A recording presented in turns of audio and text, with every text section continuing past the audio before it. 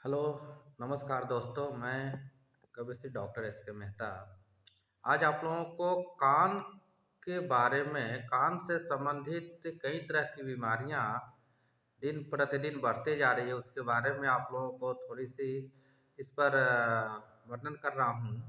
जैसे कान में छेद हो जाना, ईयर होल, और कान से साए साए की आवाज़ आना। और एक और बीमारी आ रही है बहुत ज़्यादा लोगों में, यंग लोगों में, ईयरफोन का इस्तेमाल। ईयरबड या ईयरफोन या ब्लूटूथ का इस्तेमाल करने से जो परेशानियां आ रही हैं कानों में, उसका समाधान पंचगव्य से कैसे होगा, पंचगव्य आयुर्वेद से कैसे होगा, गाय के गव्यों से कैसे होगा, गाय के गौमूत्र से कैसे होगा। तो जो ईयरफोन यूज करते हैं, वो ईयरफोन यूज करते करते उनके कानों में दर्द होने लगती है, वहाँ साए साए की आवाज़ आने लगता है, भारीपन लगता है, सर दर्द करने लगता है। तो वो लोग परेशान हो रहे हैं और कहीं जाते भी नहीं हैं या डॉक्टर से दिखाते भी नहीं हैं, और अपने आप में बंधे हुए रहते हैं कि क्या करना है नहीं करना है। तो मैं उन लोगों को ये चीज़ के बारे में बता रहा हूँ कि एक तो ईयरफोन खतरनाक क्यों है। ईयरफोन या जो है ईयरबड हो गया, वो उसके बाहर जो है कान के पास जो लगाते हैं उसमें मैग्नेट होता है, चुंबक। और वो चुंबक क्या करता है, चुंबक का क्या गुण है? चुंबक का गुण है आयरन तत्वों को अपनी ओर आकर्षित कर लेना। यानी लोहे के कण को चुंबक जो क्या करता है, अपने में सटा लेता है। और हमारा ब्लड में भी आयरन है, रेड ब्लड सेल्स जो होते हैं उसमें खून में भी आयरन हुआ है। आयरन की कमी से जो रोग होती है, तो यहाँ पर खून में भी जो आयरन होता है, वो आयरन जो ब्लड सर्कुलेशन ब्रेन में चलते रहता है, वो चुंबक अगर लगा कर करके कान में ईयरफोन के माध्यम से, ईयरबड के माध्यम से कान में हमेशा जो यूज करते हैं लगातार कई कई घंटों तक, तो वो क्या करता है, आयरन के छोटे छोटे कणों को जो ब्लड में है उसको अपनी ओर आकर्षित करता है। तो एक जगह जैसे ही खींच के एक जगह अपनी ओर आकर्षित करके लाएगा, तो बाकी ब्रेन के चारों तरफ का जो ब्लड सर्कुलेशन है जिसमें आयरन है, वो एक जगह इकट्ठा होने लगेगा। तो उसका साइड इफेक्ट तो आएगा ही। तो ऐसी स्थिति में ईयरफोन घातक सिद्ध हो रहा है। कान में साए साए की आवाज़ करना, कान में दर्द होना, और इससे कई तरह की बीमारियां जो है वो आ रही है। तो यहाँ पर क्या करना है कि इसका इलाज गौमूत्र में बहुत ही अच्छा है। गौमूत्र दो तरीका है। एक तो अगर आपके पास गाय है तो ताजी गौमूत्र जो है वो एक एक दो दो ड्रॉप कान में डालिए, देसी गाय का गौमूत्र, जर्सी का नहीं। और अगर नहीं है तो गौमूत्र से बनी हुई कर्ण औषधि है जो कान में डालने के लिए, जो खराब नहीं होता है, वो विधिवत रूप से बनाया हुआ है। वो कान में डालने से ड्रॉपर में उपलब्ध है, हमारे पास उपलब्ध है, और हर एक गव्य सिद्धरों के पास में उपलब्ध है।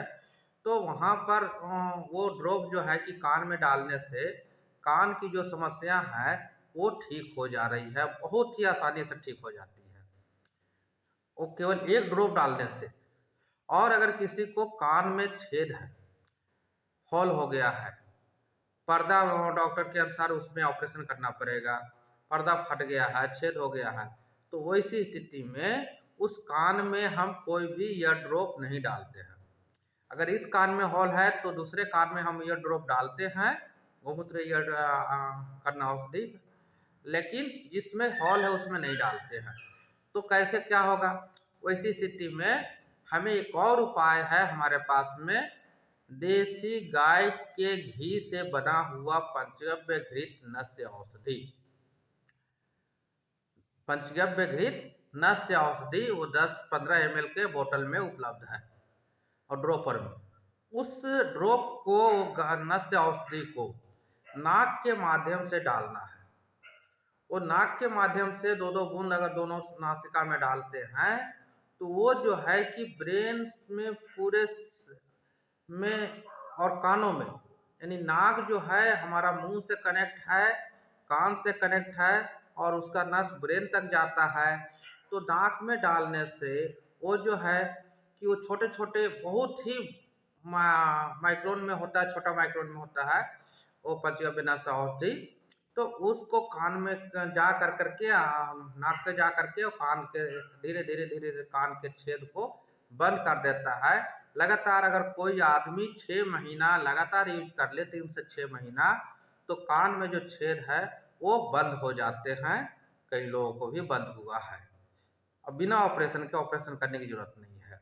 और कान जिनको कान बहता है, कब सुनाई देता है, कान से मवाद आता है, पानी आता है, कान से बदबू आता है, उनके लिए भी गौमूत्र बहुत ही कारगर है।